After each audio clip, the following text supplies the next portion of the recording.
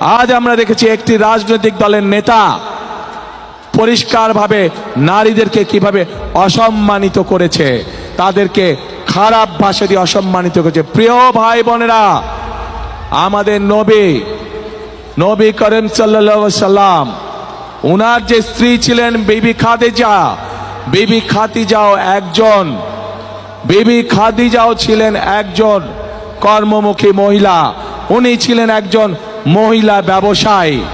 আজকে যেই দলটি, যাদের নেতা আজ বাংলাদেশের নারীদেরকে একটি খারাপ কিছুর সাথে তুলনা করেছে, তারা বলে তারা ইসলাম কায়েম করবে, কিন্তু নবী করিম সাল্লাল্লাহু আলাইহি সাল্লামের স্ত্রী পর্যন্ত, উনিও পর্যন্ত একজন ব্যবসায়ী ছিলেন।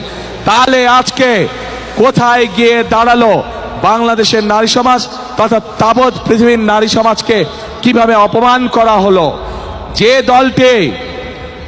দলটি নির্বাচনের আগে দেশের অর্ধেক জনগোষ্ঠীকে ঘরের মধ্যে বন্দী করতে চায়, যে দলটি নির্বাচনের আগে দেশের অর্ধেক জনগোষ্ঠীকে অসম্মানজনকভাবে কথা বলে, তাহলে আপনাদের কাছে আমার প্রশ্ন, আজকে নির্বাচনে যদি তারা কোনোভাবে সুযোগ পায়, নির্বাচন পরবর্তী সময়, তাহলে তাদের আচরণ কি হতে পারে?